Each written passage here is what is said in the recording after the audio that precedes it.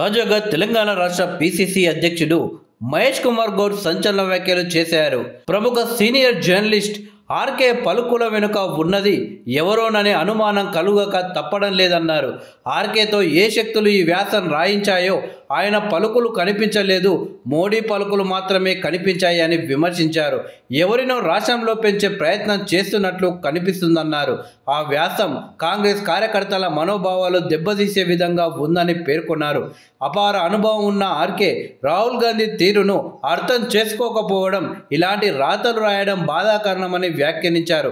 ఈ దేశ ప్రధాని పదవిని తిరస్కరించిన రాహుల్ కుటుంబం ఎందులో తక్కువగా కనిపిస్తుందో ఆయనకే తెలియాలన్నారు.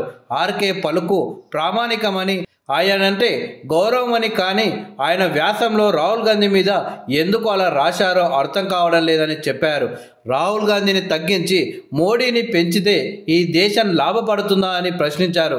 పెద్దన్నల రాహుల్కు వెన్నుదన్నులా నిలవాల్సింది పోయి ఇలా చేయడం శ్రేయస్కరం కాదన్నారు.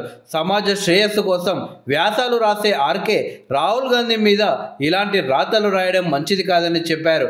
ఆయనతో ఏ శక్తులు ఇలా రాయించాయో దేవుడికే తెలియాలన్నారు. ఎవరి లబ్ధి కోసం వ్యాసం రాశారో తెలియదు అని పేర్కొన్నారు. నెహ్రూ అంటే ఇండిపెండెంట్ ఇంటిగ్రేషన్ తరహాలో అభివృద్ధి పనులు చేశారని తెలిపారు. గరీబీ హఠావో అనే నినాదంతో ఇందిరాగాంధీ అభివృద్ధి పనులు చేశారని చెప్పుకోవచ్చారు.